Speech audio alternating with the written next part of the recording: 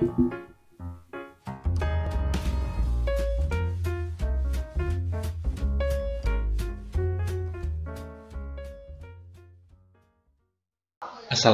warahmatullahi wabarakatuh. Banyak orang yang bertanya kenapa Islam memiliki banyak sekali mazhab. Apakah fakta bahwa Islam memiliki banyak mazhab ini merupakan sesuatu yang tidak terelakkan? Ataukah justru malah menandakan dalam tanda kutip kekurangan kita sebagai umat Islam dalam merawat kebenaran dan pengetahuan Islam? Jika begitu, lalu kemudian bagaimana sebetulnya kita umat Islam harus bersikap? Mana di antara mazhab-mazhab ini, baik yang masyhur maupun yang tidak masyhur, yang benar? Bagi saya, sebetulnya Islam adalah agama yang dikondisikan atau disituasikan untuk mengakomodasi perbedaan pendapat, yang mana kemudian perbedaan pendapat ini seiring berjalannya waktu menjadi aliran-aliran pemikiran yang mempengaruhi banyak sekali ulama dan banyak sekali umat, yang menyebabkan kemudian terbentuknya mazhab-mazhab atau school of thought atau aliran pemikiran. Dalam konteks ini mirip juga dengan banyak pengetahuan atau ilmu lain yang ketika menafsirkan atau mencoba memahami ilmu tersebut kemudian terjadi banyak aliran-aliran pemikiran. Nah, kenapa saya bilang Islam sejak awal adalah agama yang mengakomodasi perbedaan pendapat, yang mengakomodasi perbedaan mazhab dan aliran pemikiran? Karena dalam Islam ada skema yang disebut dengan ijtihad. Apa itu ijtihad? Ijtihad itu adalah bad'ul wus'i fi naili hukmin syar'iyyin bitoriqil istinbat minal kitabi was sunnah. Jadi ijtihad itu adalah proses sungguh-sungguh untuk merumuskan atau memutuskan hukum syar'iyah terhadap suatu perkara tertentu yang biasanya adalah perkara yang tidak secara tekstual atau eksplisit terjadi di zaman Nabi. Dan pemutusan atau perumusan jawaban atau hukum ini harus berlandaskan dengan Al-Quran dan hadis. Nah, ijtihad ini tentu saja tidak akan mampu untuk sampai pada jawaban atau kesimpulan yang sama. Ambil contoh misalkan Imam Syafi'i ini belajar pada tradisi keilmuan Imam Abu Hanifah dan juga belajar pada Imam Maliki, tetapi kemudian kesimpulan atau fatwa yang beliau rumuskan terkait fenomena-fenomena kebutuhan umat itu berbeda dalam beberapa hal dengan guru-gurunya. Sehingga kemudian kenapa Islam saya mengatakannya sebagai agama yang mengakomodasi perbedaan pendapat, karena ada ijtihad, dan ijtihad tidak mungkin bisa sampai pada kesimpulan yang selalu sama walaupun dua orang mujtahid yang melakukan ijtihad itu berasal dari satu sekolah pemikiran yang sama, atau berasal dari guru yang sama, atau membaca hadis yang sama. Nah, karena dia selalu memiliki potensi untuk berakhir pada kesimpulan yang berbeda, lalu kemudian bagaimana Islam menyikapinya? Nah, dalam hal ini Rasul bahkan mengapresiasi orang yang melakukan ijtihad dan mengapresiasi apapun hasil dari ijtihadnya itu. Rasul bersabda, "Idza ijtahadal hakim fahakama fa asaba falahu ajroni, wa idza hakama fa akhta'a falahu ajrun wahidun." Jadi ketika seorang hakim atau seorang mujtahid itu kemudian melakukan ijtihad dan kemudian ternyata kesimpulan yang dia dapatkan benar, maka dia mendapatkan 2 pahala. Tetapi kalau dia berijtihad dan kemudian jawaban yang dia hasilkan keliru, maka dia tetap dapat pahala, tapi pahalanya 1. Ada pahala ijtihadnya dan ada pahala mana jawaban yang benar atau enggak. Nah, tetapi menariknya, tidak ada satupun dari kita yang mampu untuk memutuskan mana jawaban ijtihad yang benar secara hakiki menurut Allah Subhanahu wa Ta'ala. Sehingga yang bisa kita lakukan adalah berhusnuzon bahwa selama mujtahid itu memiliki kapabilitas keilmuan yang cukup, memiliki akhlak yang terpuji, memiliki kemampuan yang dapat dipertanggungjawabkan serta proses ijtihadnya itu sungguh-sungguh, maka kita bisa berhusnuzon jawabannya apapun itu bisa kita ikuti karena mengandung potensi kebenaran di dalamnya. Maka Rasul berkali-kali bilang, ikhtilafu ummati rahmatun, perbedaan pendapat di kalangan umatku itu adalah rahmat. Karena bagaimanapun ijtihad tidak selalu bisa untuk sampai pada kesimpulan yang sama. Nah, ada contohnya dalam kisah sejarah atau sirah Nabi.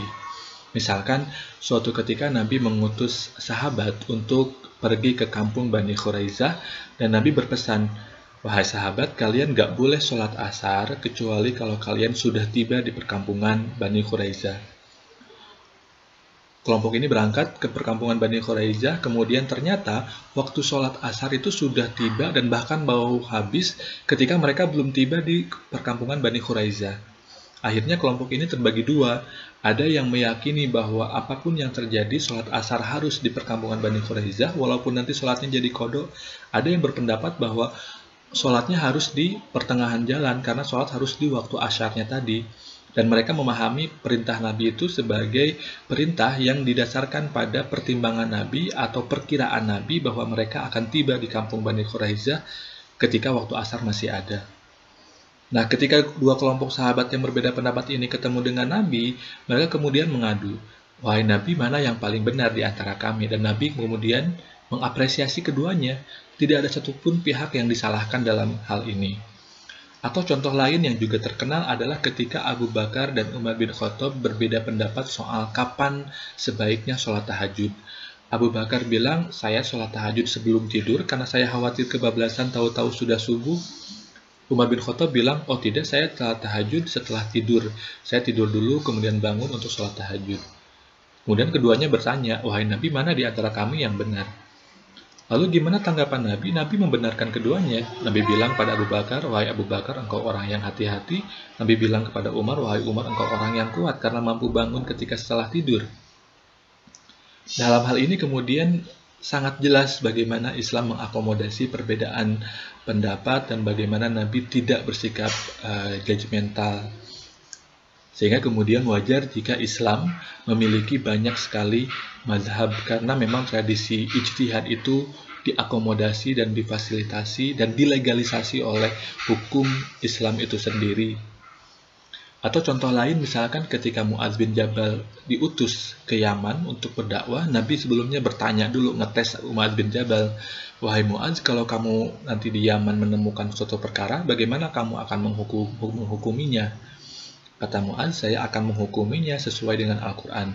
Kalau di Al-Quran tidak ada, saya akan menghukuminya sesuai dengan sunnah dan hadis. Kalau misalkan nggak ada juga, maka dia akan berijtihad. Dan tadi itu, ketika ijtihad, fahakama fa'asoba falahu ajroni, wa iza hakama fa'akhtoha falahu ajrun wahidun. Nah, lalu kemudian pertanyaannya adalah bagaimana sikap kita? Nah, sekali lagi, kalau misalkan kita bertanya soal sikap kita, itu kalau menurut Jam'ul Jawame, itu diwajibkan bagi kita untuk bermadhab. Kenapa? Karena pertama, kita tidak punya kemampuan pengetahuan yang sangat mendalam terkait Islam, sehingga kalau misalkan kita tidak bermadhab, besar kemungkinan kita akan terjebak pada miskonsepsi. Sehingga dengan bermazhab, kita bisa meminimalisasi miskonsepsi. Walaupun dalam hal ini juga terjadi perbedaan pendapat terkait syarat ijtihad. Siapa sebetulnya yang berhak atau layak melakukan ijtihad? Apakah setiap muslim harus berijtihad, ataukah muslim yang hanya memiliki kapasitas keilmuan yang memadai, tidak hanya dalam konteks ilmu pengetahuannya saja, tetapi juga dalam konteks ilmu gramatikal Arabnya, ilmu balaghahnya, sejarahnya, dan seterusnya. Dan contohnya misalkan kayak gini aja sederhananya. Tidak semua orang bisa berijtihad soal kesehatan, soal penyakit apa yang kita derita. Yang punya kapasitas untuk berijtihad, kita punya penyakit apa, itu hanya dokter yang sudah melewati pendidikan kedokteran, sudah melewati pelatihan-pelatihan, sudah koas, dan sudah tersertifikasi, katakanlah seperti itu, sebagai dokter yang memang kapabel dalam berijtihad terhadap kesehatan. Sehingga kemudian ijtihad yang dilakukan oleh dokter tadi bisa berlandaskan keilmuan yang dimiliki, sehingga kemungkinan dia untuk benar hasil ijtihadnya itu besar. Tetapi kalau kita orang awam melakukan ijtihad, maka besar kemungkinan kita bisa terjebak dalam miskonsepsi karena kita tidak punya kemampuan atau pengetahuan yang memadai untuk melakukan ijtihad. Nah, selain itu, kenapa menurut Jamul Jawami kita wajib bermadzhab? Karena setidaknya agar kita punya pegangan penanggung jawab. Kita awam karena kita nggak mengerti 100% ilmu keilmuan Islam, bagaimana menjalankan Islam, bagaimana maqasidus syariah dari Islam. Maka kemudian kalau kita ada pegangan ulama yang secara keilmuan diakui kapabel dalam hal ijtihad dan dalam hal merumuskan fatwa, maka setidaknya kalau kita keliru, kita ada yang mempertanggungjawabi. Walaupun sekali lagi dengan catatan, pertama, saya meyakini bahwa kita perlu bermadzhab, tapi saya juga menghormati teman-teman yang meyakini bahwa kita tidak perlu bermadzhab. Karena sekali lagi, dalam Islam diakomodasi perbedaan pendapat, dan perbedaan pendapat sekali lagi harus diakomodasi sebagai rahmat, bukan sebagai pemecah belah. Yang kedua, fakta bahwa kita bermadzhab itu tidak serta-merta membuat kita harus beragama secara taklid buta atau secara tuturut munding kalau bahasa Sundanya. Kenapa? Karena kalau kita taklid buta, besar kemungkinan kita beragama secara autopilot, secara tidak terinternalisasi nilai-nilainya. Bahkan kalau kita lihat sejarahnya, sejarah awal mula ada berhala di Ka'bah itu gara-gara taklid buta orang-orang Arab pada zaman itu terhadap suatu pemuka agama yang juga melakukan taklid buta terhadap apa yang dia lihat terjadi di Yaman. Namanya Amr bin Luhai. Amr bin Luhai ini pemuka agama di Arab pada masa itu, kemudian pergi ke Yaman, melihat Yaman orang-orang yang menyembah berhala dan berpikir bahwa Yaman pasti benar, maka dia taklid buta dan melakukan pemberhalaan, dan dia membawa ke Mekah, dan orang Mekah kemudian yakin bahwa Amr bin Luhai selalu benar, maka mereka taklid buta sehingga mereka menyembah berhala, dan kemudian orang-orang di luar Mekah juga melihat bahwa orang Mekah pasti benar, mereka menyembah berhala, maka menyembah berhala adalah benar, dan mereka juga menyembah berhala. Dan begitu seterusnya, kemudian karena taklid buta terjadi miskonsepsi berjamaah. Maka yang pertama, sekali lagi, ijtihad itu memang diakomodasi dalam Islam, tetapi untuk kita yakin hasil ijtihad kita benar, kita perlu kemampuan beragama yang baik, dan kalau kita tidak memiliki kemampuan atau keilmuan agama yang mencukupi, kita bisa melakukan atau kita bisa mengikuti orang-orang yang kita yakini memiliki kemampuan keilmuan yang cukup, dalam hal ini adalah para ulama. Tetapi walaupun kita melakukan taklid atau ittiba, kita tetap harus menggunakan nalar kita agar kemudian kita bisa tahu kenapa kita melakukan ini dan kenapa hukumnya seperti ini, sehingga nilai-nilai atau hikmah-hikmah yang ingin ditanamkan ke dalam diri kita melalui syariat tadi bisa tercapai, sehingga kita tidak terjebak dalam keberagamaan yang hanya di permukaannya saja. Demikian podcast kali ini. Wallahu muwaffiq ila aqwamit thoriq. Wassalamualaikum warahmatullahi wabarakatuh.